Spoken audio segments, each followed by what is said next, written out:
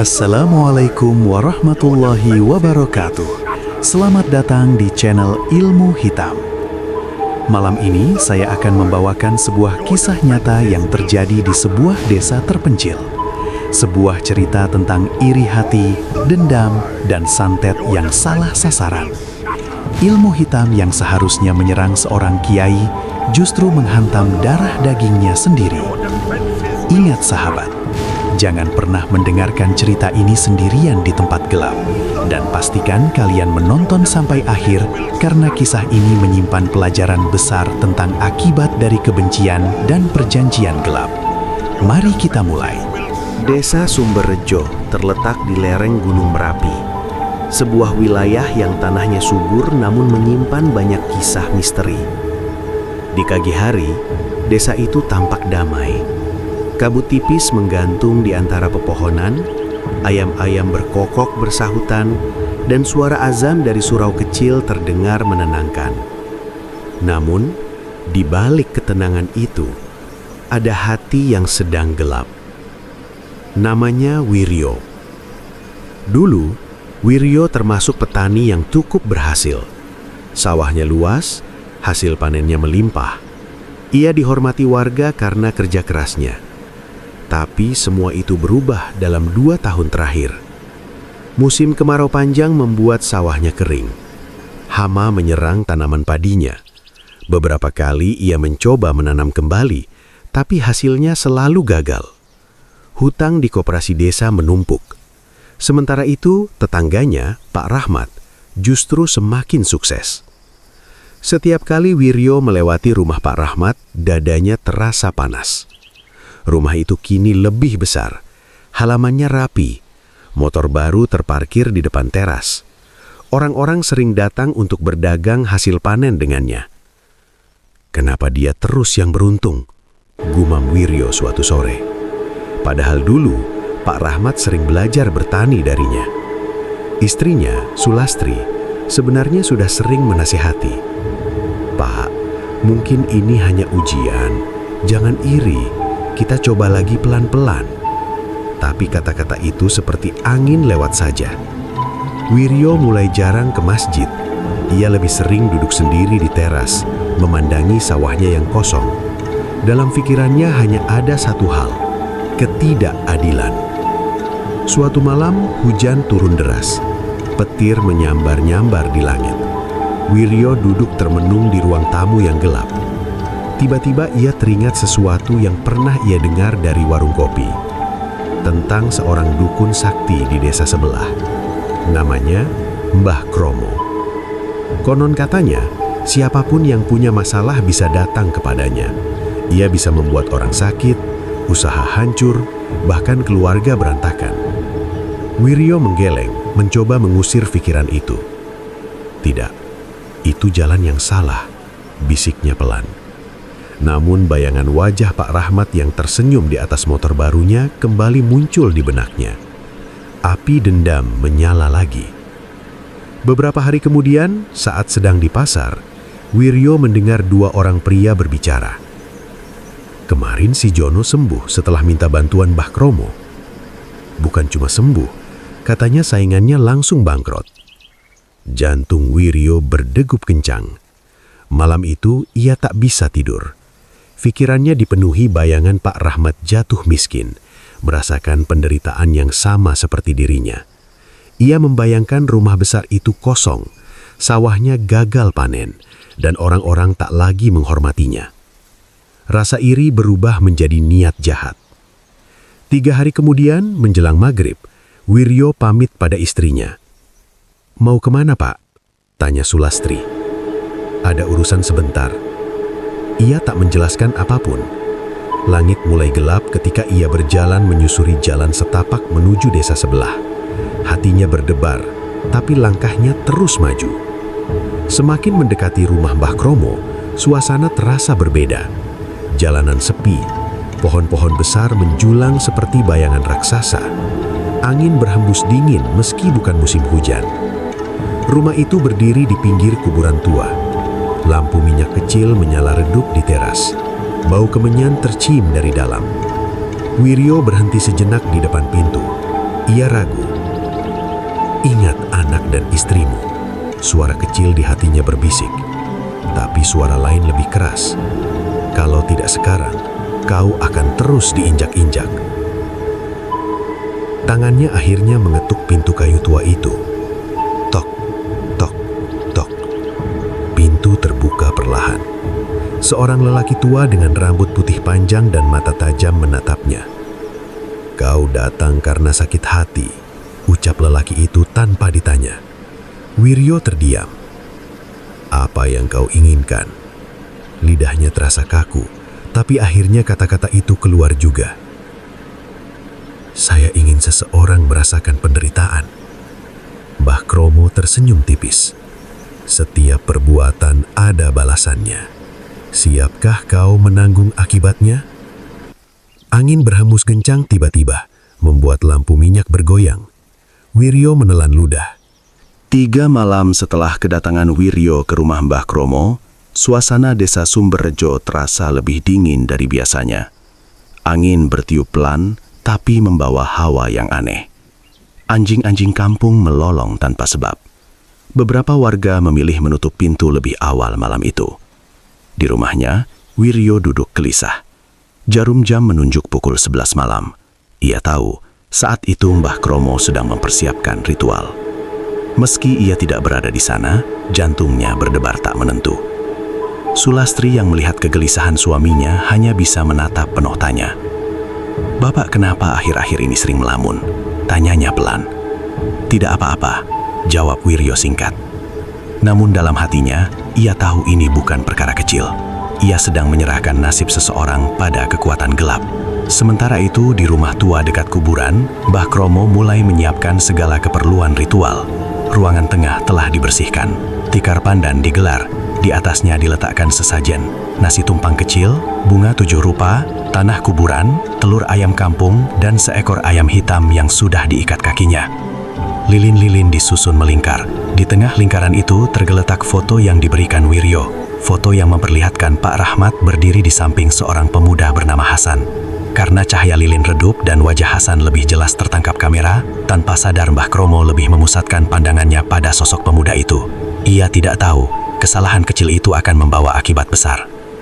Tepat pukul 12 malam, ritual dimulai. Mbah Kromo duduk bersila, memejamkan mata, lalu mulai melafalkan mantra-mantra dengan suara berat dan dalam.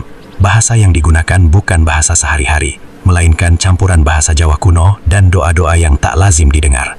Angin di luar rumah tiba-tiba berhembus kencang. Pintu kayu berderit pelan. Ayam hitam yang terikat mulai meronta, seakan merasakan sesuatu. Asal sakarasa loro lan sengit, tak kirim bali marang sing dituju, bisik Mbah Kromo. Ia mengambil tanah kuburan, mencampurnya dengan darah ayam yang baru saja disembelih. Bau amis bercampur asap kemenyan memenuhi ruangan. Foto itu kemudian ditetesi darah, lalu ditusuk jarum kecil tepat di bagian dada. Api lilin bergoyang liar. Tiba-tiba salah satu lilin padam sendiri. Mbah Kromo membuka mata. Ia merasa ada sesuatu yang berbeda. Biasanya, energi yang ia rasakan saat ritual begitu kuat dan jelas. Tapi kali ini, seperti ada perlawanan halus yang tak terlihat. Ia mengernyit. Namun, kesombongannya membuatnya mengabaikan firasat itu. Sudah terlanjur, gumamnya. Ia melanjutkan ritual hingga dini hari. Saat mantra terakhir selesai diucapkan, suasana mendadak hening. Ayam yang tadi meronta kini diam tak bergerak. Pesantren kecil milik Kiai Ahmad berdiri sederhana di tengah desa Sumberrejo, masih berada di kawasan lereng Gunung Merapi. Bangunannya tidak besar, hanya beberapa kamar kayu, musola sederhana, dan halaman luas yang ditanami pohon mangga dan jambu. Meski sederhana, tempat itu selalu terasa sejuk dan damai. Hasan, putra tunggal Kiai Ahmad, tumbuh di lingkungan penuh nilai agama dan kesederhanaan. Sejak kecil ia sudah terbiasa bangun sebelum subuh, membantu ayahnya membersihkan musola, lalu mengumandangkan azan dengan suara yang merdu.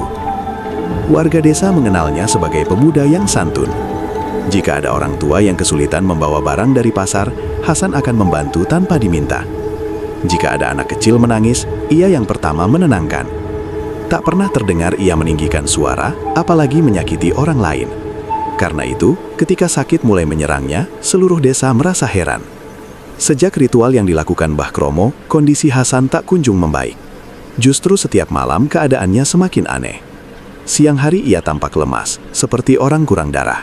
Namun ketika malam tiba, terutama mendekati tengah malam, tubuhnya mulai menunjukkan gejala yang sulit dijelaskan.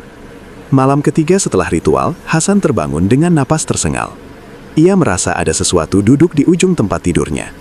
Perlahan ia membuka mata. Tak ada siapa-siapa. Namun kasurnya terasa seperti ditekan oleh beban berat. Hasan mencoba membaca doa pelan-pelan, tapi lidahnya terasa keluh. Suaranya seperti tertahan di tenggorokan. Di sudut kamar, bayangan hitam kembali muncul. Kali ini lebih jelas, seperti asap tebal yang membentuk sosok tanpa wajah. Hasan memejamkan mata kuat-kuat. Ini hanya mimpi, bisiknya dalam hati. Tapi rasa dingin yang menjalar dari kaki hingga ke kepala terasa nyata. Tiba-tiba tubuhnya kaku, tangannya mengepal sendiri. Dari luar kamar, ibunya mendengar suara benda jatuh. Ia segera membuka pintu dan menyalakan lampu minyak. Hasan sudah terduduk di sudut kamar, menatap kosong ke arah dinding. "Hasan!" teriak ibunya panik. Kiai Ahmad segera masuk dan memegang bahu anaknya. Tubuh Hasan dingin sekali, namun keringat bercucuran di wajahnya. "Ayah!" bisiknya lemah. Ada yang marah, ada yang tidak suka. Kiai Ahmad menahan napas. Sebagai seorang yang paham ilmu agama dan pernah mempelajari ruqyah, ia tahu gejala seperti itu bukan sekedar demam biasa. Ia mulai membaca ayat kursi dengan suara lantang. Anehnya, saat ayat itu dilantunkan, tubuh Hasan justru menggeliat hebat, seperti ada sesuatu yang bereaksi terhadap bacaan itu. Ibunya menangis ketakutan. "Ayahnya, ini kenapa?" Kiai Ahmad tetap tenang, meski dalam hatinya ada kekhawatiran besar. "Tenang, kita terus berdoa." Kabar sakitnya Hasan menyebar cepat. Keesokan paginya beberapa warga datang menjenguk. "Bagaimana kondisinya, Yai?" tanya seorang tetangga. "Masih lemah," jawab Kiai Ahmad singkat. Di luar rumah, bisik-bisik mulai terdengar. Katanya tiap malam menjerit. Jangan-jangan ada yang kirim sesuatu. Desa kecil memang tak pernah lepas dari cerita-cerita seperti itu. Sementara itu, Hasan terbaring di kamar. Tubuhnya terasa berat seperti dipenuhi batu. Setiap kali memejamkan mata, ia melihat gambaran aneh. Sawah luas yang berubah hitam, langit merah gelap, dan suara bisikan yang tak jelas artinya. Suara itu terus memanggil namanya. "Hasan! Hasan!" Ia ingin menutup telinga, tapi suara itu seperti datang dari dalam kepalanya sendiri. Di tempat lain, Wiryo mulai merasa gelisah. 4 hari sudah berlalu, tapi Pak Rahmat tetap sehat. Sebaliknya, ia mendengar kabar bahwa anak Kiai Ahmad yang jatuh sakit. Saat pertama kali mendengar kabar itu di warung kopi, jantungnya berdetak keras. "Anak Kiai Ahmad sakit aneh," kata seseorang. Katanya tiap malam seperti kerasukan. Wiryo terdiam. Bukan itu targetnya," gumamnya dalam hati. Namun ia mencoba menenangkan diri. Mungkin hanya kebetulan. Meski begitu, sejak kabar itu sampai ke telinganya, tidur Wiryo tak pernah nyenyak. Ia mulai bermimpi aneh. Dalam mimpinya, ia berdiri di tengah sawah yang kering. Dari kejauhan, seorang pemuda berjalan mendekat. Wajahnya pucat, matanya kosong. Saat semakin dekat, ia sadar itu Hasan. Pemuda itu menunjuk ke arah dada Wiryo dan berkata pelan, "Kenapa aku?" Wiryo terbangun dengan napas tersengal. Keringat membasahi bajunya. Ia mencoba menepis rasa takut itu. Ini cuma mimpi, tapi rasa bersalah mulai merayap perlahan. Di rumah Mbah Kromo, kegelisahan juga tumbuh. Ia akhirnya mencari tahu lebih jelas tentang foto yang diberikan Wiryo. Ia mendatangi pasar dan bertanya kepada pedagang yang mengenal Pak Rahmat. Saat seseorang menunjukkan foto Pak Rahmat yang lebih jelas, Mbah Kromo terdiam lama. Wajahnya berbeda dengan yang paling jelas di foto yang ia gunakan saat ritual. Ia merasa darahnya seperti berhenti mengalir. Kalau begitu, yang paling jelas di foto itu siapa? Pikirnya. Tak lama, ia mendengar kabar bahwa anak Kiai Ahmad sedang sakit keras. Hatinya bergetar. Ia tahu siapa Kiai Ahmad. Seorang alim yang dihormati, tidak pernah menyakiti orang lain. Jika benar santetnya mengenai anak Kiai itu, ini bukan kesalahan kecil. Ini bisa berbalik lebih dahsyat. Malam berikutnya menjadi malam terburuk bagi Hasan. Tepat pukul 12, ia menjerit keras. Suara itu membuat beberapa santri yang tinggal di pesantren ikut terbangun. Tubuh Hasan terangkat sedikit dari kasur, lalu jatuh kembali. Ibunya menutup mulut menahan tangis. Kiai Ahmad kini yakin sepenuhnya. Ada yang mengirim sesuatu, katanya pelan. Ia menyalakan lampu tambahan dan mulai membaca surat Al-Baqarah dengan suara tegas. Ruangan terasa berat. Angin dari luar terdengar menderu meski jendela tertutup rapat. Hasan menutup telinga, lalu tiba-tiba berteriak. "Berhenti, panas." Saat ayat demi ayat dibacakan, tubuhnya perlahan melemas. Namun wajahnya pucat seperti kehilangan banyak tenaga. Setelah beberapa jam, ia tertidur kelelahan. Kiai Ahmad duduk di sampingnya sampai subuh. Dalam hatinya ia berdoa, "Ya Allah, jika ini ujian, beri kami kekuatan. Jika ini kiriman manusia, lindungi anakku." Hasan yang biasanya ceria kini hanya bisa terbaring lemah. Ia tak lagi sanggup mengajar santri kecil. Anak-anak pesantren terlihat sedih. "Mas Hasan cepat sembuh ya," kata seorang santri kecil sambil menaruh bunga di meja kecil kamarnya. Hasan tersenyum tipis. Ia tak tahu kesalahan apa yang membuatnya harus mengalami ini. Ia tak pernah menyakiti siapapun. Ia tak pernah iri pada siapapun. Namun justru ia yang merasakan penderitaan. Di luar sana, seseorang telah melepaskan kebencian tanpa sadar kepada orang yang salah. Dan kegelapan itu kini mencengkeram jiwa yang tak bersalah. Kiai Ahmad tahu ini belum berakhir. Serangan itu belum selesai. Dan jika tidak segera dihentikan, bukan hanya kesehatan Hasan yang terancam, tapi juga keselamatan seluruh keluarganya. Sementara itu, jauh di dalam hati Wiryo, rasa takut mulai menggantikan dendam. Ia belum mengaku, belum berani menghadapi kenyataan. Namun cepat atau lambat, kebenaran akan muncul. Dan saat itu tiba, semua orang harus menanggung akibatnya. Sejak malam-malam aneh itu, suasana di pesantren kecil milik Kiai Ahmad berubah drastis. Bangunan sederhana di lereng Gunung Merapi yang biasanya terasa damai, kini dipenuhi kegelisahan. Santri-santri yang tinggal di asrama mulai merasa takut ketika matahari terbenam. Mereka sering mendengar suara langkah kaki di atap, padahal tak ada siapapun di sana. Kadang terdengar seperti suara benda jatuh, tapi saat dicek tak ditemukan apa-apa. Semua bermula setelah Hasan jatuh sakit. Malam itu, hujan turun rintik-rintik. Angin membawa aroma tanah basah. Kiai Ahmad duduk di samping tempat tidur anaknya yang masih terbaring lemah. Hasan tampak tertidur, tapi napasnya tidak teratur. Ibunya duduk di pojok kamar sambil memegang tasbih. Bibirnya tak berhenti berdoa. Jam dinding menunjukkan pukul 23.45. Seperti sudah menjadi pola, mendekati tengah malam, hawa kamar mulai berubah. Udara terasa lebih dingin. Lampu minyak yang menyala pelan tiba-tiba bergoyang meski tidak ada angin yang masuk. Kiai Ahmad merasakan sesuatu. Ia berdiri perlahan. Tepat pukul 12 malam, Hasan mendadak membuka mata. Tatapannya kosong. Bukan seperti orang baru bangun tidur, tapi seperti seseorang yang sedang melihat sesuatu yang tidak bisa dilihat orang lain. "Ayah," bisiknya pelan. "Ada apa, Nak?" Tanya Kiai Ahmad tenang, meski jantungnya berdebar. Dia datang lagi. Ibunya langsung menutup mulut menahan tangis. "Siapa yang datang, Hasan?" Hasan menoleh pelan ke sudut kamar. "Yang hitam itu." Dia berdiri di sana. Kiai Ahmad mengikuti arah pandangan anaknya. Sudut kamar itu kosong. Namun hawa di sana terasa lebih berat. Hasan tiba-tiba menjerit keras. Tubuhnya melengkung seperti ditarik dari belakang. Tangannya mengepal kuat.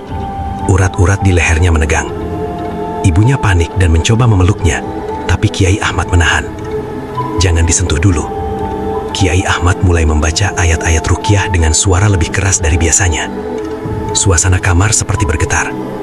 Hasan menggeliat hebat, seolah ada sesuatu yang tak terlihat sedang melawannya. Lampu minyak padam tiba-tiba. Kamar menjadi gelap gulita. Hanya suara bacaan Kiai Ahmad yang terdengar lantang di tengah jeritan Hasan. Beberapa santri yang tidur di asrama terbangun dan mendekat ke rumah utama dengan wajah pucat. "Mas Hasan kenapa lagi?" bisik mereka ketakutan. Setelah hampir 1 jam, jeritan itu mereda. Tubuh Hasan lunglai. Ia pingsan. Ibunya langsung menangis terisak.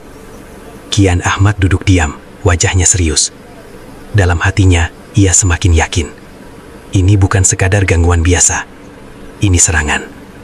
Keesokan paginya, kabar tentang kejadian malam itu menyebar lebih luas. Warga desa mulai resah. Beberapa orang menyarankan untuk memanggil orang pintar dari desa lain. Tapi Kiai Ahmad menolak halus. "Kita ikhtiar dengan doa dulu," katanya. Namun tekanan batin mulai terasa. Siang hari, Hasan tampak lebih parah. Wajahnya pucat kekuningan, matanya cekung. Ia sulit makan. Setiap kali mencoba menelan makanan, ia muntah. Sementara itu, di rumahnya, Wiryo juga mulai mengalami hal-hal aneh. Ia duduk sendirian di ruang tamu saat tiba-tiba merasa ada yang berdiri di belakangnya. Saat ia menoleh, tak ada siapapun. Malam hari, ia mendengar suara ketukan di jendela. Tok, tok, tok. Padahal ketika dibuka, tak ada siapapun di luar. Ia mulai merasa takut. Istrinya memperhatikan perubahan itu. "Bapak kenapa sering terkejut sendiri?" tanya Sulastri. Wiryo tak menjawab. Ia mulai mengingat kembali foto yang diberikan pada Mbah Kromo. Tiba-tiba ia sadar. Di foto itu, Pak Rahmat berdiri di samping Hasan. Dan wajah Hasan memang lebih jelas. Dadanya terasa sesak. Jangan-jangan, pikirnya. Tapi ia belum berani memastikan. Di rumah Mbah Kromo, keadaan tak kalah mencekam. Sejak ritual itu, rumahnya sering terasa panas di siang hari dan sangat dingin di malam hari. Dupa yang ia nyalakan sering mati sendiri. Ayam-ayam peliharaannya mendadak mati tanpa sebab.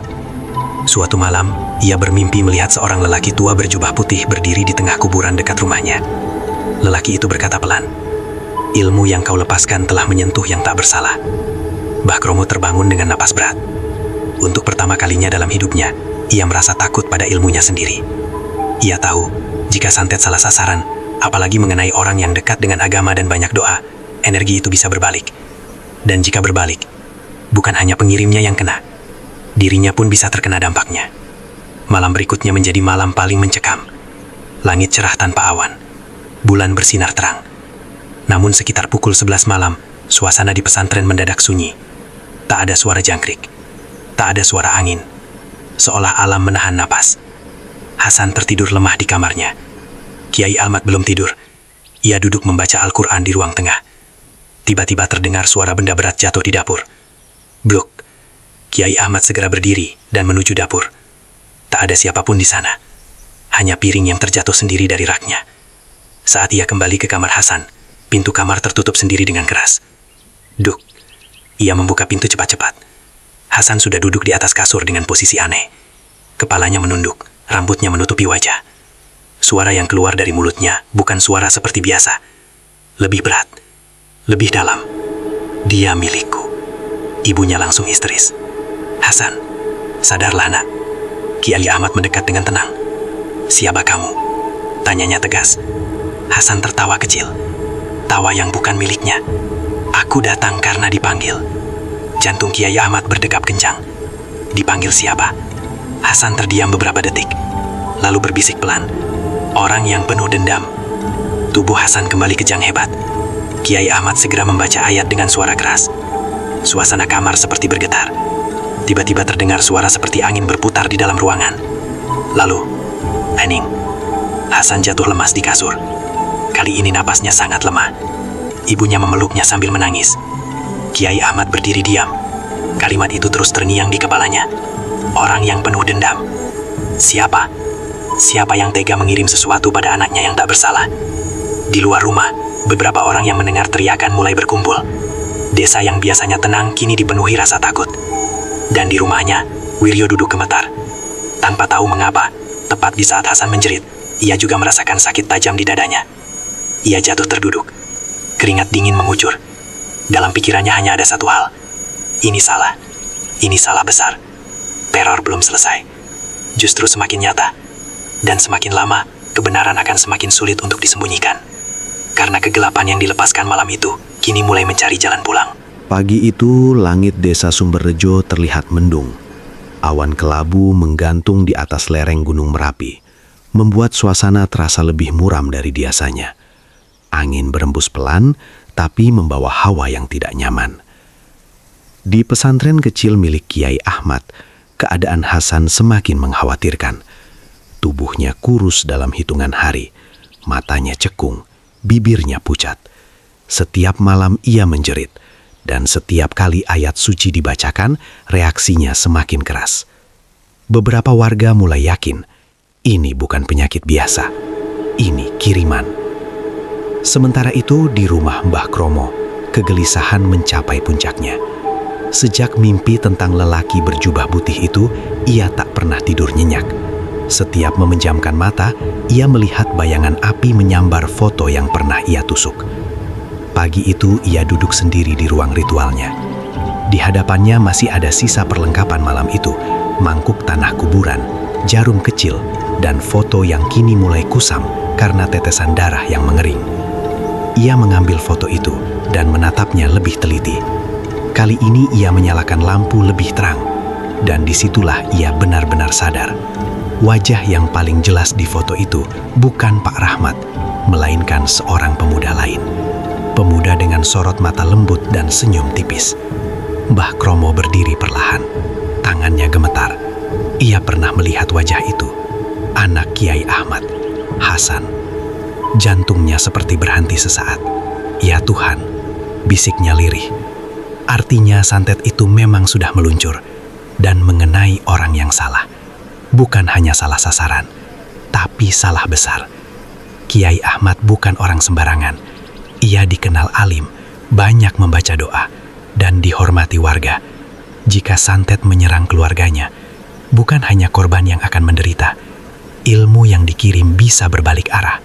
Dan jika berbalik, pengirim dan perantaranya akan menanggung akibatnya.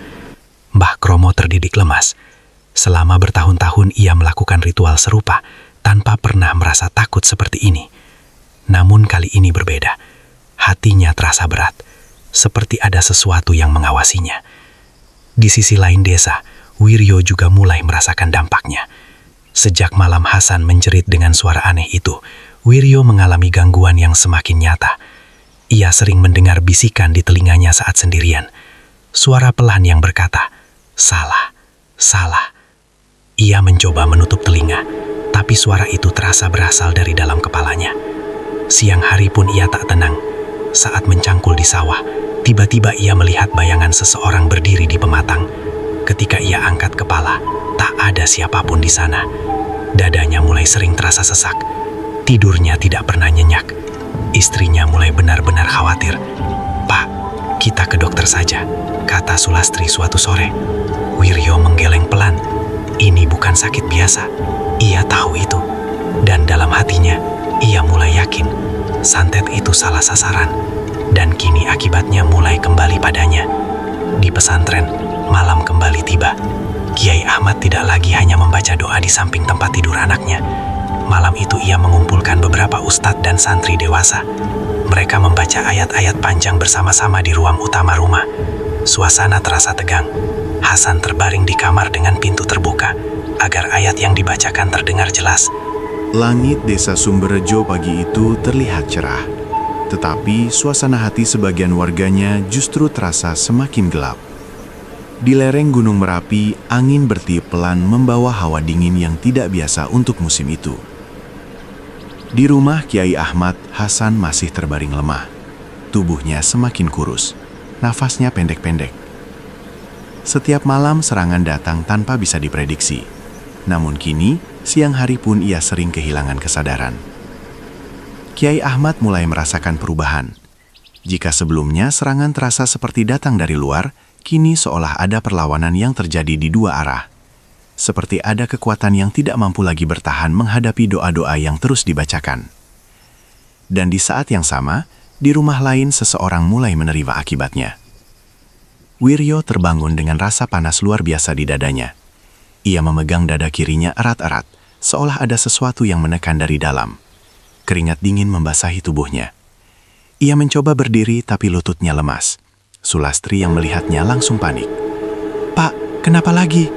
Wiryo tak mampu menjawab. Nafasnya terasa berat. Tenggorokannya seperti dicekik oleh tangan tak terlihat. Ia teringat ucapan Mbah Kromo.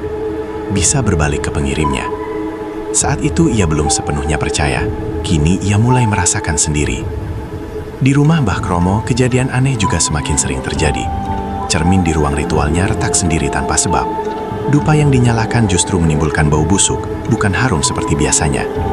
Seekor kucing hitam yang biasa berkeliaran di sekitar rumahnya mendadak mati tepat di depan pintu. Mbah Kromo berdiri memandangi bangkai hewan itu dengan wajah tegang. Ia tahu ini bukan kebetulan. Ilmu yang ia lepaskan sedang mencari jalan kembali. Karena targetnya bukan orang sembarangan. Anak seorang kiai yang setiap malam dibentengi ayat suci. Jika doa-doa itu lebih kuat, maka santet akan terpental. Dan hukum tak terlihat itu mulai bekerja. Malam itu di pesantren, suasana lebih tegang dari sebelumnya. Kiai Ahmad memutuskan untuk membaca surat Al-Baqarah penuh dari awal hingga akhir bersama beberapa ustadz. Bacaan itu menggema memenuhi rumah dan halaman. Hasan terbaring di kamar dengan pintu terbuka. Tepat ketika ayat-ayat tertentu dibacakan, tubuh Hasan bergetar hemat. Namun kali ini berbeda. Jika sebelumnya ia seperti tersiksa, kini wajahnya tampak lebih tenang meski tubuhnya bergerak, seolah ada sesuatu yang dipaksa keluar. Tiba-tiba terdengar suara keras seperti benda berat jatuh di luar rumah. Beberapa santri berlari keluar. Tak ada apa-apa. Namun angin berputar kencang di halaman, membentuk pusaran kecil lalu menghilang. Hasan menghembuskan nafas panjang. Untuk pertama kalinya setelah beberapa hari, ia tertidur tanpa menjerit. Ibunya memandangi Kiai Ahmad dengan mata berkaca-kaca. Apakah ini sudah selesai? Kiai Ahmad tidak langsung menjawab. Ia hanya berkata pelan, "Belum, tapi sesuatu sedang terjadi." Di waktu yang hampir bersamaan, Wiryo terbangun dengan jeritan. Ia bermimpi berada di tengah kuburan tua, tanah di bawah kakinya retak, dan dari dalamnya muncul asap hitam pekat. Dari asap itu keluar suara berat. Kau yang memanggil, kau yang menerima. Ia berlari dalam mimpinya, tapi tak pernah sampai kemanapun. Saat terbangun, ia benar-benar menjerit keras. Sulastri memeluknya. Bapak, harus cerita, ini bukan sakit biasa. Wiryo menatap istrinya dengan mata penuh ketakutan. Ia akhirnya tak mampu lagi menyimpan semuanya sendiri. Aku pergi ke Mbah Kromo, aku minta santet untuk Pak Rahmat. Sulastri langsung membeku. Tapi, salah sasaran, yang kena Hasan. Tangis Sulastri pecah. Ya Allah, Pak, kenapa sampai sejauh itu? Wiryo hanya bisa menangis. Dadanya kembali terasa panas. Di sudut ruangan ia seperti melihat bayangan hitam berdiri diam. Kali ini bukan mengancam, tapi menunggu. Keesokan paginya kondisi Wiryo semakin buruk. Tubuhnya muncul lebam-lebam hitam tanpa sebab. Ia merasa lemah seperti kehilangan banyak tenaga. Sementara itu kabar tentang membaiknya Hasan mulai terdengar. Meski belum sembuh total, malam itu ia tak lagi menjerit. Santri-santri mulai sedikit lega. Namun kelegaan itu justru dibarengi dengan kabar lain. Wiryo sakit aneh, bisik warga di warung. Katanya tubuhnya lebam semua.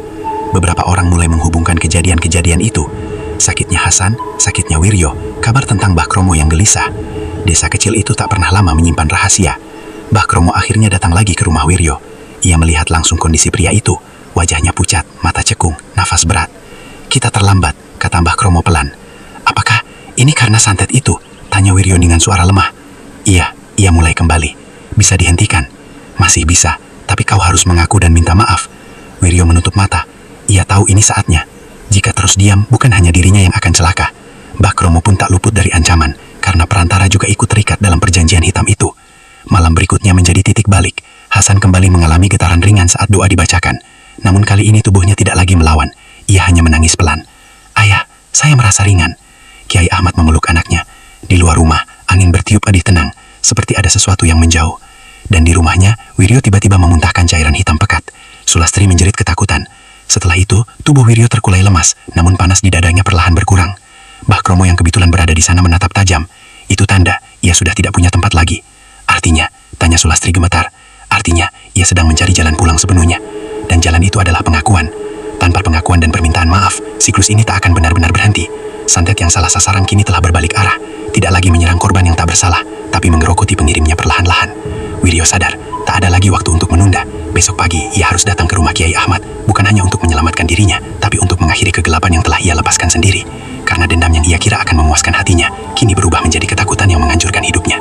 Pagi itu, udara desa Sumberjo terasa berbeda. Matahari terbit perlahan di balik lereng Gunung Merapi, menyinari atap-atap rumah warga dengan cahaya hangat. Namun di balik ketenangan pagi itu, ada hati yang berdebar keras. Wiryo berdiri di depan cermin kecil di rumahnya. Wajahnya pucat, mata cekung, lebam di lengannya belum sepenuhnya hilang. Ia menatap bayangannya sendiri lama. Ini semua salahku, bisiknya lirih. Sulastri berdiri di belakangnya. Pergilah, Pak, akhiri semuanya. Jangan tunggu lebih parah. Wiryo mengangguk pelan. Langkahnya terasa berat saat keluar dari rumah. Setiap meter yang ia tempuh menuju pesantren Kiai Ahmad seperti 1000 langkah yang menekan dadanya. Sepanjang jalan, beberapa warga menatapnya heran. Mereka tahu ia sedang sakit. Mereka juga tahu Hasan mulai membaik. Desas-desus mulai menyambungkan dua kejadian itu. Di pesantren, Hasan pagi itu tampak lebih segar dibanding hari-hari sebelumnya. Meski masih lemah, ia sudah bisa duduk bersandar di dinding. Ibunya menyuapinya bubur hangat. Pelan-pelan, Nak. Hasan tersenyum tipis. Ayah, tadi malam saya tidak melihat bayangan itu lagi. Kiai Ahmad yang duduk di dekat jendela menatap anaknya dengan penuh syukur. Alhamdulillah. Namun ia tahu ini belum benar-benar selesai. Ada sesuatu yang harus diselesaikan di luar doa. Ketukan terdengar di pintu rumah. Tok, tok, tok. Seorang santri membukanya. Di depan berdiri Wiryo. Tubuhnya gemetar, wajahnya menunduk. Apakah Kiai Ahmad ada? Tanyanya pelan. Santri itu mengangguk dan mempersilahkan masuk. Beberapa warga yang kebetulan ada di halaman langsung berbisik-bisik. Wiryo melangkah masuk ke ruang tengah. Kakinya terasa lemas. Saat melihat Kiai Ahmad duduk tenang, hatinya semakin terasa berat. Tanpa berkata apapun, Wiryo langsung bersujud di hadapan sang Kiai. "Maafkan saya." Suasana langsung hening.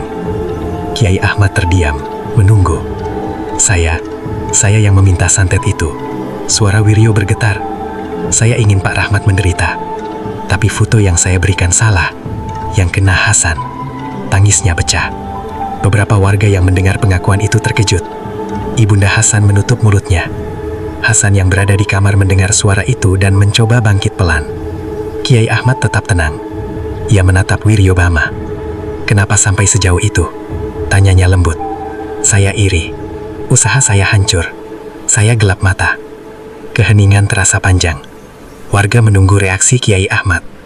Namun yang terjadi justru di luar dugaan. Kiai Ahmad menarik napas dalam. "Dendam memang bisa membutakan hati," katanya pelan. "Tapi tidak ada yang lebih kuat dari tobat yang sungguh-sungguh."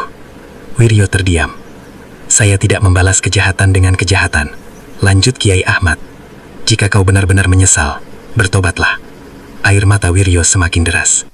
"Saya siap menerima apapun akibatnya."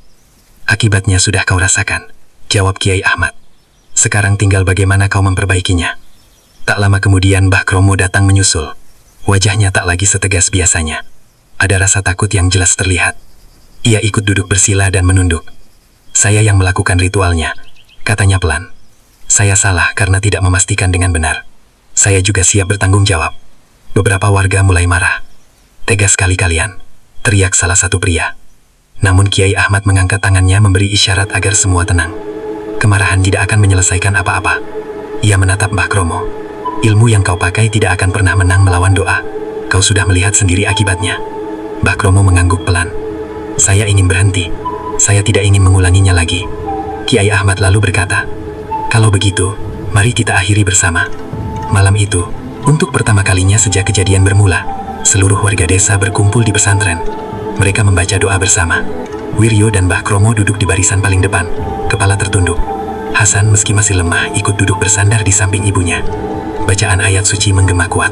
Udara terasa berbeda, lebih ringan, lebih tenang. Di tengah bacaan, Wiryo merasakan sesuatu keluar dari dadanya. Seperti beban berat yang akhirnya terangkat. Ia menangis dalam sujudnya. Sementara itu, Hasan menutup mata. Untuk pertama kalinya ia merasa benar-benar tenang. Tak ada lagi bayangan hitam. Tak ada lagi suara bisikan, hanya keheningan yang damai. Angin malam berembus lembut di halaman pesantren. Tak ada pusaran, tak ada suara aneh. Semua terasa kembali seperti dulu. Setelah doa selesai, Kiai Ahmad berdiri. "Peristiwa ini harus jadi pelajaran bagi kita semua," katanya tegas namun lembut. "Iri dan dendam hanya akan menghancurkan diri sendiri." Beberapa hari setelah doa bersama itu, suasana desa Sumberjo perlahan kembali seperti semula. Matahari terbit hangat di balik lereng Gunung Merapi. Dan suara anak-anak mengaji kembali terdengar dari pesantren kecil Kiai Ahmad. Hasan kini sudah bisa berjalan tanpa bantuan. Wajahnya memang masih sedikit pucat, tapi senyumnya mulai kembali seperti dulu. Warga desa merasa lega. Mereka mengira semuanya telah selesai. Namun ternyata tidak sepenuhnya. Malam pertama setelah keadaan tenang, Hasan tidur lebih awal. Ia merasa lelah setelah seharian duduk membantu mengajar santri kecil. Ibunya memeluknya sebelum tidur. "Kalau ada apa-apa, panggil ibu ya." Hasan mengangguk. Sekitar pukul 1 dini hari, ia terbangun. Bukan karena jeritan, bukan karena rasa sakit, tapi karena mimpi. Dalam mimpinya, ia berdiri di sebuah tempat gelap yang pernah ia lihat sebelumnya. Hamparan sawah hitam tanpa ujung. Namun kali ini, tidak ada bayangan yang menyerangnya. Yang ada, hanya satu sosok berdiri jauh di depan. Sosok itu tidak jelas wajahnya, tapi ia berkata pelan, "Belum selesai." Hasan terbangun dengan napas cepat. Kamar terasa normal. Tak ada hawa dingin, tak ada bayangan. Ia duduk beberapa menit, lalu membaca doa pelan. Ini hanya mimpi, gumamnya. Namun hatinya masih terasa tidak enak. Di rumahnya, Wiryo juga tidak benar-benar tenang. Meski lebam di tubuhnya mulai hilang dan rasa panas di dadanya mereda, ia masih sering terbangun tengah malam. Kadang ia merasa seperti ada yang berdiri di luar jendela. Namun ketika dibuka, tak ada siapapun. Ia sudah minta maaf, sudah mengaku, sudah ikut doa bersama. Namun rasa bersalah belum sepenuhnya pergi. Ia sadar, memohon maaf kepada manusia memang penting, namun memperbaiki diri jauh lebih penting. Sementara itu, Mbah Kromo mengalami hal yang lebih mengkhawatirkan. Ia benar-benar berhenti melakukan praktek santet. Semua benda ritual ia bakar dan kubur di belakang rumahnya. Namun setiap kali ia mencoba tidur, ia bermimpi melihat api kecil menyala di atas tanah kuburan, tempat ia biasa mengambil tanah untuk ritual. Seperti ada sisa ikatan yang belum benar-benar putus. Suatu malam ia mendatangi Kiai Ahmad. "Yai," katanya dengan suara rendah, "saya merasa masih ada yang tersisa." Kiai Ahmad menatapnya tenang. "Ilmu yang kau gunakan bukan hanya soal ritual. Itu soal niat dan kebiasaan bertahun-tahun. Butuh waktu untuk benar-benar bersih. Apa yang harus saya lakukan? Perbanyak istighfar, perbanyak kebaikan. Ilmu hitam tak akan hilang dalam semalam." Mbah Kromo mengangguk. Ia sadar perubahan bukan hanya soal berhenti, tapi soal mengganti kebiasaan lama dengan yang baru. Malam berikutnya menjadi malam yang membuat seluruh desa kembali gelisah. Sekitar pukul 12, beberapa warga mendengar suara aneh di sekitar kuburan tua dekat rumah Mbah Kromo. Seperti suara langkah berat menyeret tanah. Beberapa anjing menggonggong tanpa henti. Hasan yang sedang tidur kembali bermimpi. Namun kali ini, ia melihat sesuatu yang berbeda. Ia melihat Wiryo berdiri di tengah sawah gelap itu. Wajahnya penuh penyesalan. Lalu muncul bayangan hitam besar di belakangnya. Hasan berteriak dalam mimpinya, "Pak Wiryo, hati-hati!" Ia terbangun dengan napas tersengal. Ibunya segera datang. "Ada apa, Nak?" Hasan terdiam sejenak. "Saya mimpi tentang Pak Wiryo." Keesokan paginya, kabar datang bahwa Wiryo kembali jatuh sakit semalam. Ia pingsan beberapa menit tanpa sebab jelas. Warga mulai khawatir lagi. "Jangan-jangan sisa santetnya belum benar-benar pergi," bisik seseorang. Kiai Ahmad memutuskan untuk mendatangi rumah Wiryo. Saat ia tiba, ia melihat Wiryo duduk lemas di ruang tamu. "Bagaimana rasanya?" tanya Kiai Ahmad lembut. "Kadang seperti ada yang menarik saya dari belakang, Yai," jawab Wiryo jujur. Kiai Ahmad menutup mata sejenak. "Ada kemungkinan sisa energi itu masih terikat padamu, bukan karena santetnya aktif, tapi karena rasa bersalahmu belum kau lepaskan sepenuhnya." Wiryo menunduk. "Saya benar-benar menyesal." "Penyesalan harus diiringi perubahan nyata," jawab Kiai Ahmad. "Datangi Pak Rahmat, perbaiki hubunganmu, hapus akar dendam itu sampai habis." Wiryo terdiam. Selama ini ia belum benar-benar bicara dengan Pak Rahmat. Ia hanya fokus pada Hasan dan Kiai Ahmad. Padahal awal semua ini adalah iri pada Pak Rahmat. Sore itu, dengan langkah berat, Wiryo mendatangi rumah Pak Rahmat. Pak Rahmat menyambutnya dengan heran. "Ada apa, Wiryo?" Tanpa banyak kata, Wiryo menunduk dalam-dalam.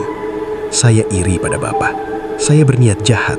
Saya ingin Bapak jatuh, tapi yang kena justru Hasan." Pak Rahmat terdiam lama.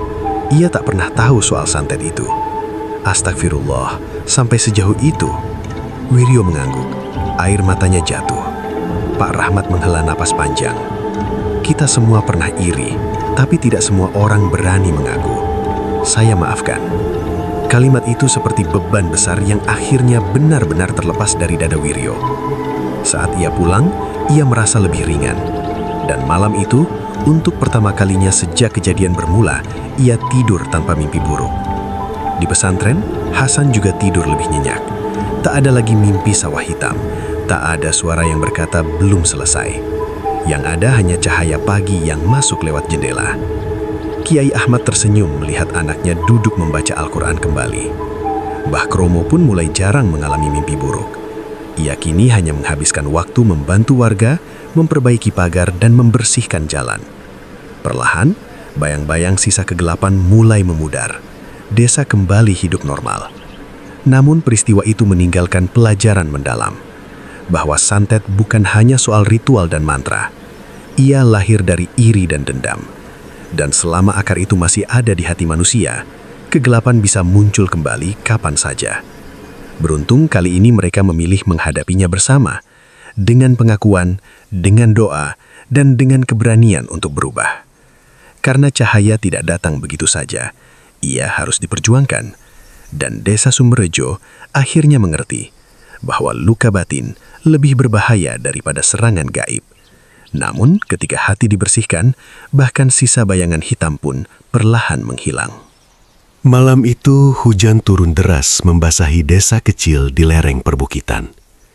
Angin bertiup kencang, membuat pohon-pohon kelapa melengkung, seperti sedang bersujud pada sesuatu yang tak terlihat. Di dalam rumahnya yang sederhana, Kiai Hasan duduk bersila. Di hadapannya, Alif, anaknya, masih terbaring lemah. Wajahnya pucat, matanya cekung, napasnya kadang berat. Sejak santet itu salah sasaran dan justru mengenai Alif, hidup mereka berubah total. Kiai Hasan tahu ini belum selesai. Ritual hitam yang dikirim untuknya telah terputus setengah jalan, tapi energi jahatnya belum benar-benar musnah. Ia hanya mencari jalan lain dan Alif menjadi korban paling muda. Di sisi lain desa, di rumah tua yang hampir roboh, Darto duduk sendirian. Rambutnya acak-acakan, matanya merah, tubuhnya gemetar. Sejak ritual terakhirnya gagal, hidupnya terasa hancur. Ia sering mendengar suara bisikan. Suara yang dulu ia panggil saat melakukan ritual santet. Suara itu kini datang tanpa diundang. Aku sudah menjalankan tugasku, sekarang giliranmu. Darto menutup telinganya. Aku tidak minta anak itu yang kena. Aku ingin Kiai Hasan, teriaknya putus asa. Tapi suara itu tertawa, tawa panjang, dalam dan dingin.